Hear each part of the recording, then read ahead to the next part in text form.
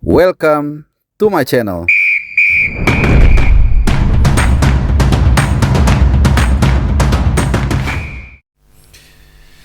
Halo, salam sehat teman-teman semua dimanapun kalian berada. Seperti biasa, gue selalu berharap kalian dalam keadaan sehat, dalam keadaan happy.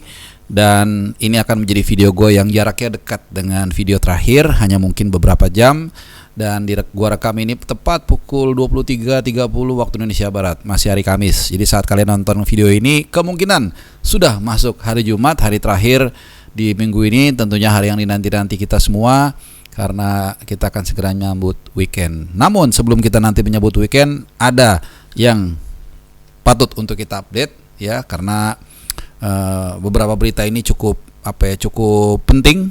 Ada yang menarik, ada yang juga kurang menarik ya, soal cederanya Ole. Jadi ada 3 bahasan yang mau gua angkat kali ini, dan juga termasuk ranking FIFA kita yang naik 5 strip ya, dari peringkat 123, ingatnya gampang ya, 1 2 3 ke 118.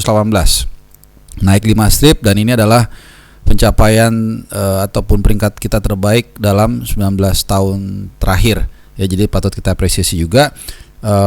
Jadi itu aja, langsung kita bahas pertama ya, soal peringkat. Meskipun kita dihajar Jepang di pertandingan resmi terakhir 6-0 tanpa ada satu shot on goal pun, dan lawan juga menciptakan 22 kali shot, tapi karena sebelumnya di matchday tersebut kita menang dari China 1-0, menghadapi atau mengalahkan lawan yang peringkatnya lebih tinggi dari kita, jadi poinnya surplus, intinya seperti itu ya. Jadi kita bersyukur, dan mudah-mudahan walaupun tidak mudah ya, nanti September kita akan ada 2 pertandingan menghadapi Kuwait dan Lebanon. Kita belum tahu, kita udah tahu terakhir itu konon kabarnya kita akan main di Surabaya atau di Indonesia. Jadi kalau 2 pertandingan itu yang notabene terutama ya 2 pertandingan itu kita bisa menang, maka poin kita kemungkinan besar atau peringkat kita akan kembali lebih baik ya. Tapi tentunya yang lebih penting adalah bagaimana kita menatap round 4 nanti ya, seperti yang gua informasikan ke teman-teman. 6 hari lagi kita akan drawing, kita akan tahu siapa lawan kita, di mana kita akan bermain. Tapi menyambut round 4 nanti yang akan bergulir sekitar 3 bulan lagi, ada berita yang kurang sedap ya. Salah satu pemain andalan tim nasional Indonesia, Ole Romni, kalian pasti semua sudah baca, sudah mendengar, itu ya terancam lah, gue bahasanya terancam, itu tidak bisa main. Tapi kita nggak tahu, kita masih akan menunggu bagaimana kondisi terakhir update dari mantan pemain Utrecht ini, apakah memang cederanya ringan, berat, atau seperti apa. Jadi baru saja berlangsung pertandingan Piala Presiden matchday kedua dari grup A, di mana Oxford United sebenarnya menang 4-0 dari Arema Indonesia, Malang, jadi tim dari Malang ya. Tapi ada satu insiden di mana Ole Romni ditebas oleh Paulinho ya, kemudian dia limping atau tertatih-tatih begitu ya ketika meninggalkan lapangan.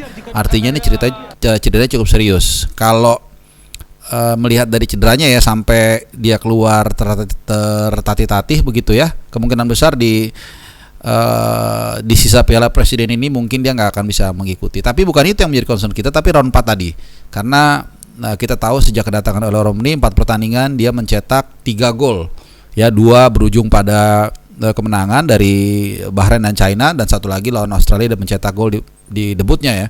Jadi kita bisa lihat betapa pentingnya peran dari seorang Ole Romni. Dan tentunya kita berharap setidaknya paling enggak nanti ketika Agustus Championship Division sudah mulai, dia bisa kembali tampil. Ini yang paling penting nih, karena kalau dia tampil berarti kan nggak kehilangan tempat, karena musim lalu pun di Oxford United dia agak struggling ya, dapat main lah tapi nggak reguler juga. Nah kalau dia cedera kan lebih sulit lagi, apalagi striker yang menjadi pesaing dia, Haris, ini juga cukup produktif ya. Dan kedua juga tentunya kita butuh competitiveness levelnya. Artinya kalau dia cederanya cukup parah, mungkin dia baru bisa main let's say akhir September misalnya atau Oktober, sementara itu kan dekat dengan round 4. Jadi kebugaran kompetitifnya ini agak mengerikan gitu loh, ngeri-ngeri sedap, karena dekat dengan round 4 nanti yang akan berlangsung antara 8 sampai 14 Oktober. Belum lagi nanti jadwalnya kemungkinan besar ya, kalau kita bukan tim tuan rumah, itu akan bermain setiap 3 hari ya, bukan setiap 3 hari, jarak 3 hari lah, karena kita kan main 2 kali ya, kita belum tahu dengan siapa nanti. Jadi itu sih banyak kekhawatiran ya, tapi gue nggak mau cari-cari kambing hitam. Artinya wah ini salah karena Piala Presiden. Ya namanya main bola sih bisa aja cedera ya. Kita juga mesti fair, mesti objektif.